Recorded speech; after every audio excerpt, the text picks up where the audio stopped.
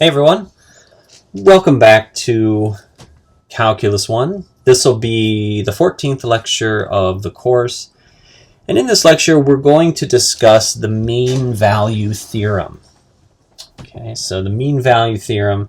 We're also going to discuss what's called Raleigh's theorem, and these two theorems together are extremely useful and will be used in the coming sections. And so we kind of treat them, we sort of give them their own section in Calculus 1. Okay, so let's start with Raleigh's theorem. So this will be section 3.2, the mean value theorem. Okay, and we'll begin with not the mean value theorem, but Raleigh's theorem. Okay, so Raleigh's theorem is a theorem about derivatives and about when you can expect to see at least one critical value in an interval. Like, what is a condition that guarantees the existence of a critical value? So let f be a continuous function on the closed interval AB. So let f be a continuous function on the closed interval AB. Okay.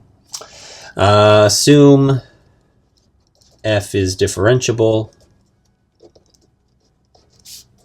on the open interval AB. Then here's the deal. So if f of A equals f of B, right? So if the endpoints evaluate to the same value, then there is at least one number C in AB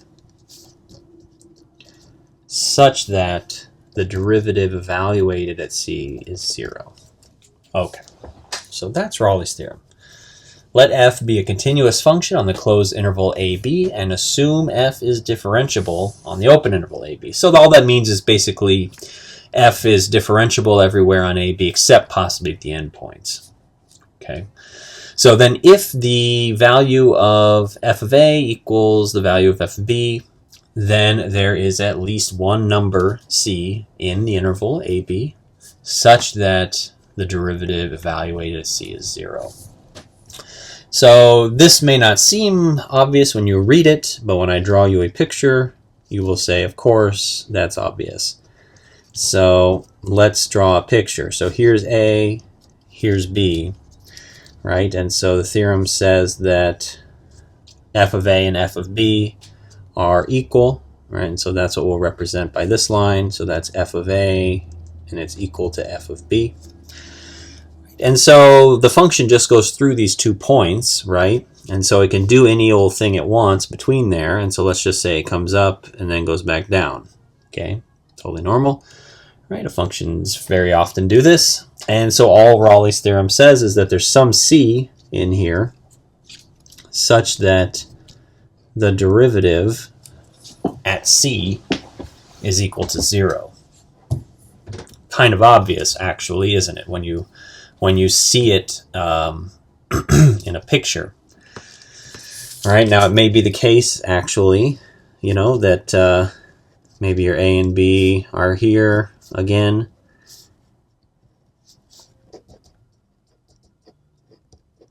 The function might do all kinds of crazy things like that in between A and B.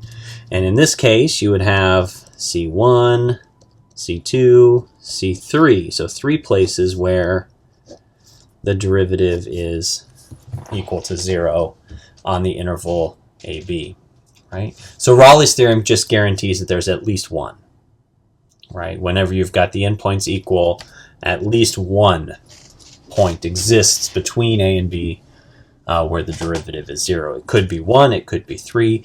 As we'll see, it could be an infinite number. So let's go ahead and prove this theorem. Let's talk through what the proof looks like for this. Okay. So we'll start by letting f of a equal f of b equal, we'll give it a name d. So whatever that constant value of a and b is, we'll say it's d. So in the case of this proof, we're going to consider 3 cases. So there are 3 cases to consider. Okay, and so very often when you're proving statements, this is a technique, this is a strategy that that can be employed where you break the space of things to consider down into groups or what we would call cases, right? And very often treating the cases differently, dealing with them separately makes the argument much more straightforward and easier to negotiate. So case 1, this is the trivial case. So assume f of x equals d for all x in the interval. Okay, so basically, what does the function look like in this example? Well, if that's your a and that's your b, this is your fa and that's your fb, so basically the function is constant, right? In this example, if f of x is equal to d for all x in ab, then it's just a horizontal constant function. So if this is true, then f is a constant function, okay, at least on ab, and therefore the derivative is equal to 0 for all x in the interval. Okay. And I guess I should, this is an open interval. Okay, so hopefully that's intuitive, right? Like, so if the function is horizontal, then the derivative is 0. And in this case, this would be the example where there's an infinite number of c's between a and b, such that the derivative is 0 at those values. So that's case 1. That's kind of the trivial case. Very often, if you break a problem down into multiple cases, very often one or more of them would be really trivial. So let's look at case 2. So in case 2, we want to suppose that f of x is greater than d for some x. Okay, for some x in the interval a to b, open interval. All right, so what are we saying here? Well, what we're saying is that if I have my a and I have my b and their values are here, then there's some x in here, we'll just say it's here, where, the value of f of x is greater than d, right? So this is d. Sorry, so this is d. And so all this is saying is that, hey, there's some x where the value of f is greater than d, right? So what would seem to be indicated here is that the function has to come up, right, to that value, okay? If that's the case, then it obviously is going to have to come back down, isn't it? Right? If it's differentiable and continuous on this entire interval, then it can do whatever you want in here, but somehow, well, I shouldn't have done that, but somehow it's got to come back down. Right? Ignore that. Right? So if there's even one value up here that's positive, that's above d, then the curve obviously, it goes up, and then it's going to have to come back down. Now, in the act of coming back down, what does that mean? Well, it means that there's a maximum here, right? Somewhere there's going to be a maximum, and that's your c. Right? So basically, the fact that f of x is greater than d means that there exists a c in AB such that f of c is a maximum, right, in AB. Okay, so that's just kind of like the logical part of it. Now, we assume, of course, or part of our assumption in Raleigh's theorem is that f is differentiable on AB, right? So that being the case, that implies that, so f is differentiable on AB, that implies that f prime of c equals 0, namely that the derivative exists at c, since it exists everywhere between a and b. And if you have a maximum and you have differentiability, then this is clearly true. Okay, so that's case 2. So now what case is left? Right, so case 1 was that f was constant across the interval. Case 2 was that f increased. There exists some x such that f of x is greater than d. So then what's case 3 going to be? Case 3 will be real similar to case 2, except what? In case 3, we're going to assume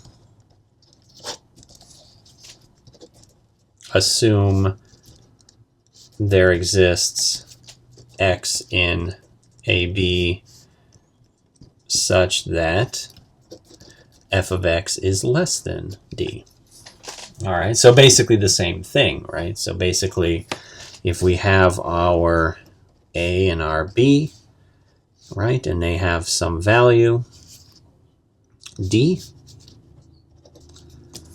well, this assumption is just that, hey, there's some x between a and b where f of x is less than d. So we'll say like right over, and we'll put it right here this time. Okay, and so this would be like f of x. Probably shouldn't label it x, but that's okay.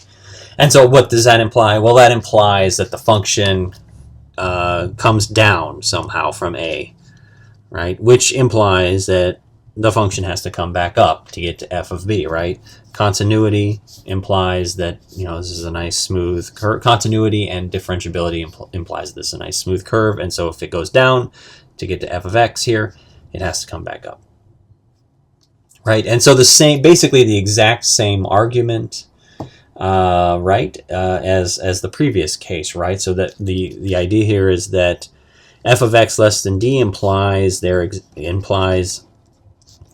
there exists a c such that c is a minimum.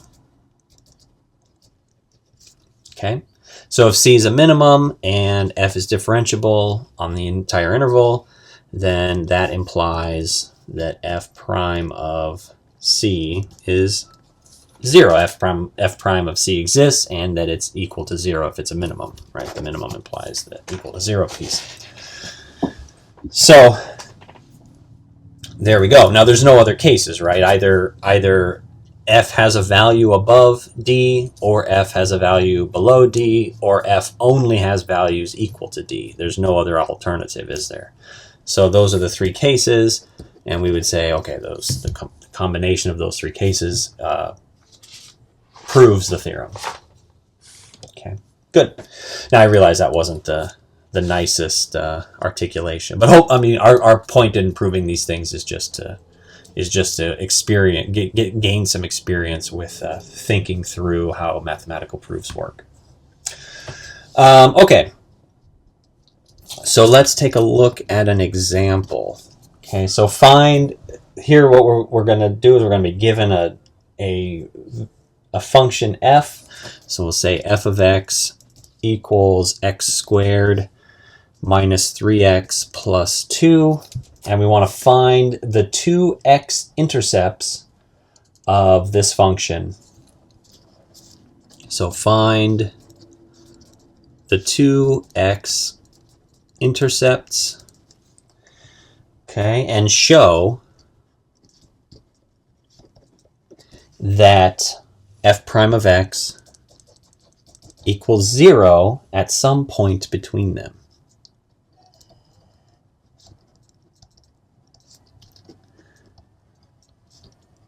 Okay, good. All right, so let's find the x-intercepts first. Turns out this is just a quadratic equation, and it's got a nice form, so we can factor it really easily. So x squared minus 3x plus 2 equals 0. We can factor this into x minus 1, x minus 2 equals 0. So that this thing factors down really nicely. And that means that x equals 1 and x equals 2. So these are the roots of this quadratic equation. So what does that mean?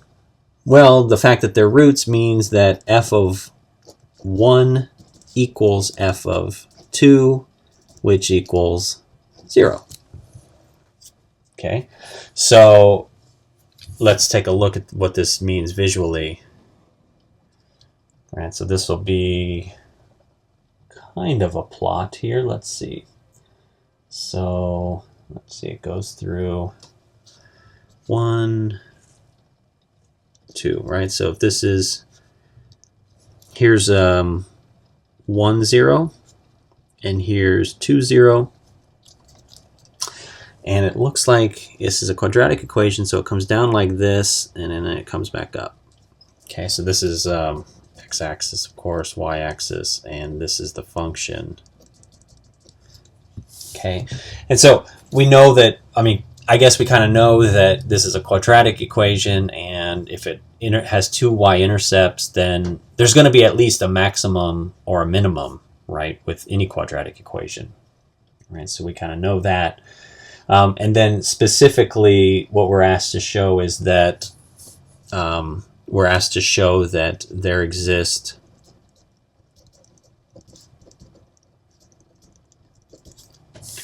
a C between 1 and 2 in this case, where f prime of C equals 0. Okay, so that's the idea, and you can see it in the drawing. There's obviously some point here that forms a minimum. And so how would we find that value? Well, we can, so by Raleigh's theorem, actually, by Raleigh's theorem we know that it exists, right? So because f of 1 equals f of 2, and f is continuous and differentiable on 1 to 2, by Raleigh's theorem,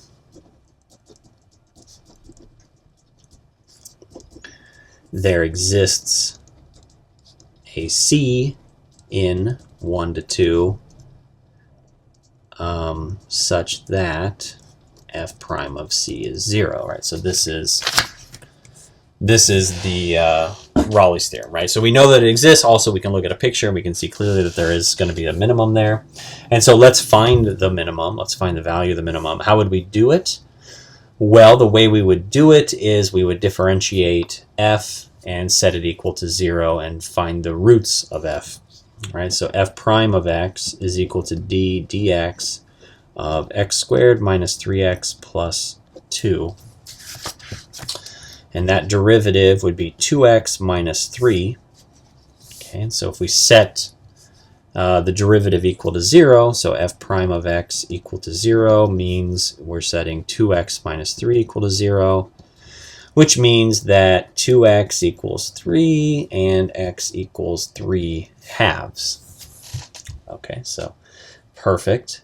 So that makes a lot of sense, right? Because the intercepts are at 1 and 2. We would expect that the minimum would be midway between those because this is a parabola, right? And there's going to be a symmetry down the middle there. And so midway between 1 and 2 is 1.5, which is 3 halves. Okay. So the min is at 3 halves comma, f of 3/2. Okay, and so anybody can plug, it's so sloppy, 3/2 and f of 3/2. So anybody can plug in 3/2 into f, and you would get, 3/2 squared minus 3 times 3/2 plus 2, and you would get some number.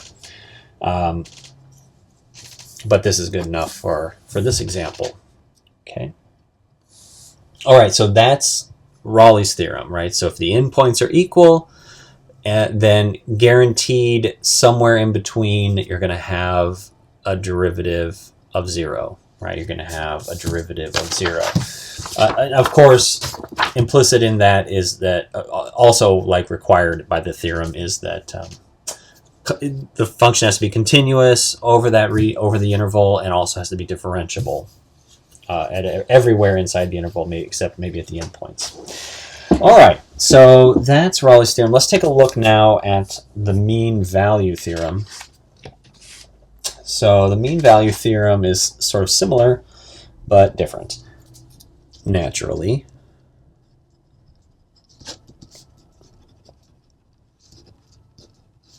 The mean value theorem. Okay, so what does this thing say? It says if f is continuous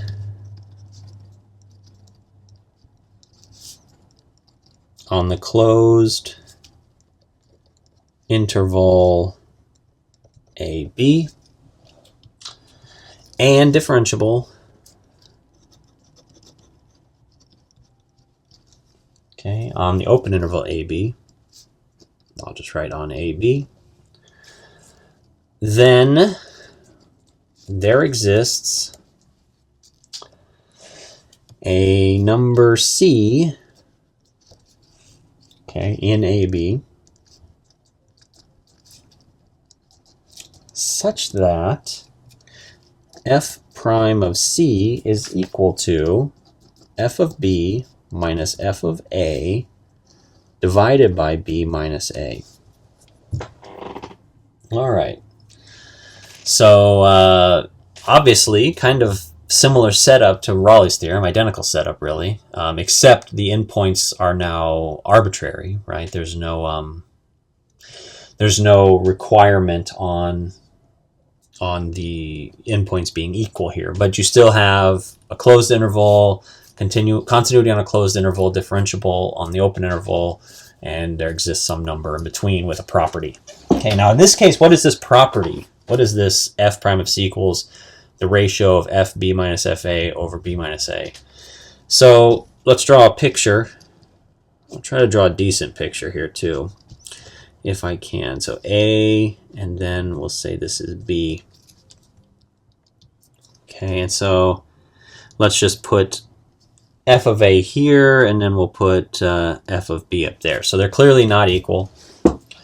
Okay, and so let me just mark these. So that'd be A, f of A. Okay, and then this guy is B, f of B. Okay, whatever those happen to be. And let's just say that the function does something kind of like this in the middle. So basically what the mean value theorem says is that if I think of there being a secant line through these 2 points, then the slope of that secant line, is given by, the slope of the secant line, we'll call it m just because we like that for slope, is given by the rise, so the change in the vertical orientation, which would be f of B minus f of A,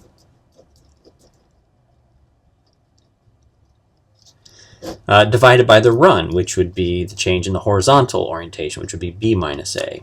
Okay, so there's a slope that's naturally formed between these 2 points. Okay, and so what Raleigh's theorem says is that there's some C in the range between A and B such that the value, and we'll say this is it, such that the value of the derivative at the tangent line of the function is going to be have the same slope as the slope that connects these two endpoints. Okay, so this would be like a tangent line. And it's a special tangent line, right? It's a tangent line such that f prime of c is equal to, in this case, we've denoted it as m. Okay, so hopefully this, I don't know if this is perfectly drawn, but hopefully the idea is that the slope of this is the same as the slope of this, right? It's a little off, but I think you can kind of see that, right? So it's sort of intuitive. I think it's kind of intuitive, right? If you imagine, there's some line connecting AFA and BFB, that's a secant line. It's going to have some slope naturally, and the slope is indeed calculated by the rise over the run, f of b minus f of a, the rise, divided by b minus a, the run. You're going to get some ratio of those two, and that's going to be the slope of this line. So it makes sense then that somewhere in between these two is going to exist some point which will have a tangent line with equivalent slope. Okay. So the slope of the tangent line is equal to the slope of the secant line. Okay. So that is the mean value theorem.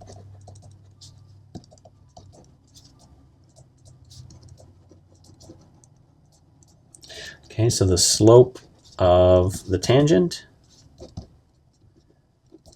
line at C equals the slope of the secant line through AB, AFA, and BFB. So that's the mean value theorem. Okay, and so this will come up. This will come up in a number of the applications that we are going to venture into over the next couple of lectures. But let's see an example of this. Let's do an example where we'll use this. Okay, so let's consider the function f of x equals 5 minus 4 over x. Okay, we want to find all the values of c. Okay, so find all the values of c in the interval 1 to 4 such that f prime of c equals f of 4 minus f of 1 over 4 minus 1, which would be equal to, well, we'll see. I guess we got to evaluate that. Okay, right, so you've got a function, and we want to find all the values of c inside the interval 1 to 4 such that the derivative has the slope of the endpoints as a slope of the secant line that connects the two endpoints. Okay, so first of all, let's figure out what f prime of c needs to equal. Well, so first of all, I guess we should say, like, does such a c exist? Would such a c exist? Well, f is continuous on the region 1 to 4. Okay, if this interval crossed over the value of 0, then we would have a problem, namely that we would have a discontinuity, potentially. Well, we would definitely have a discontinuity, and we'd also have a lack of differentiability. So there'd be an issue if this was like negative 1 to 4. But the fact that it's 1 to 4 is fine. This is a continuous differentiable function on the interval 1 to 4. There's no problems going to arise here. Okay, so let's go ahead and assume, so by the mean value theorem, there is at least one c in 1 to 4 with that slope.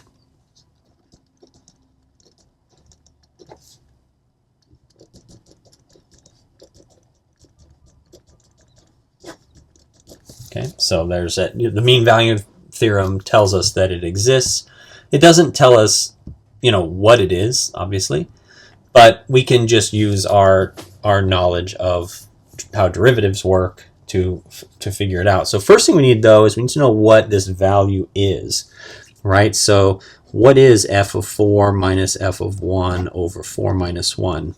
So we got to plug those values in. So this would be 5 minus 4 over 4, that's f of 4, minus 5 minus 4 over 1, and then 4 minus 1, right? And so what do we get here? Well, this is 5 minus 1, so that's just a 4, and this is 5 minus 4, so that's just a 1, and 4 minus 1, of course, is 3. And so, hey, we're looking for a c that evaluated. We're looking for a c such that the derivative evaluated at c equals 1. So we'll need to calculate the derivative. That's sort of first thing here. F prime of x will be equal to d dx. And so for this, I'm going to write it as 5 minus 4x to the negative 1 power. And we can easily do this, right? So basically, we can break this up into d dx of 5 minus d dx of 4x to the negative 1 power. And so we get 0 minus, now what is this? What happens here? Well, this is like 4 times negative 1 x to the negative 2, right? So this would be equal to 4 over x squared. That's the derivative of f, right? So f prime of x equals 4 over x squared. Okay, so then how would we go about identifying the value of c that makes the derivative equal 1? Well, we would just set the derivative equal to 1 and try to solve for x, right? So we would set f prime of x equal to 1 and solve for x. Okay, so 4 over x squared equals 1 implies that 4 equals x squared, which implies that x equals plus or minus the square root of 4, which is plus or minus 2. Okay. So there's two values where the derivative is equal to 1, and one of them is in our interval, right? So x equals 2 is in the interval of, 1 to 4? Yep. So that's our answer.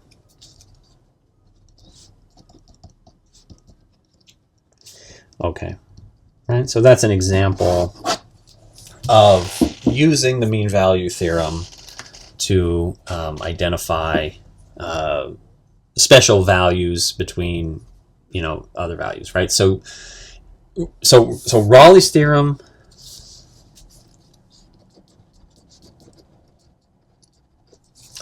basically says, hey, it allows you to find it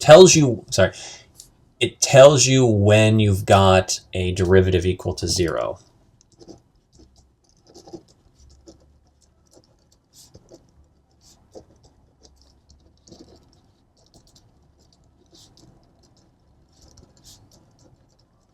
Okay. The mean value theorem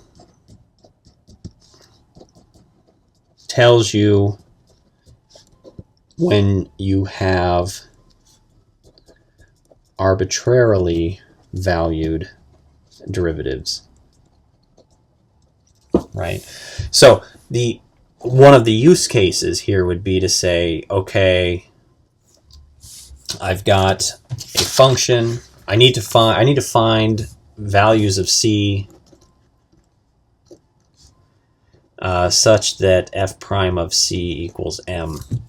Right? So one of the things I can do is I can engineer like endpoints and say, okay, these two endpoints have a secant line where the slope is m, and if everything inside that interval aligns with, the mean value theorem's sort of setup, then it guarantees that there's going to be a tangent in there that has the same value, a tangent line that has the same value. So you can kind of think of the mean value theorem as like a slightly more powerful version of Raleigh's theorem, right? So obviously, if mean value theorem would work in the case where the two endpoints are the same, right? Because then the secant line is 0, right? And all Raleigh's theorem says is that, oh yes, there's one of 0 in there. There's some tangent line where m is equal to 0. Right, so that's Raleigh's theorem. Mean value theorem kind of says, oh well, that same logic extends to arbitrary secant lines, right? Not just horizontal secant lines. So it's kind of a powerful extension of Raleigh's theorem. Right. Okay, so that is it for the mean value theorem. The next couple of lectures we'll get into what are called the first and the second derivative test, and so these are more powerful theorems that give you immediate insight into the way a function is the minimums and the maximums. Curve sketching is kind of what we're building towards, is being able to sketch a curve really, really nicely using just derivatives. And so the first and second derivative tests give us a lot of power towards that end. But we'll get into that in the coming lecture. We'll see you then.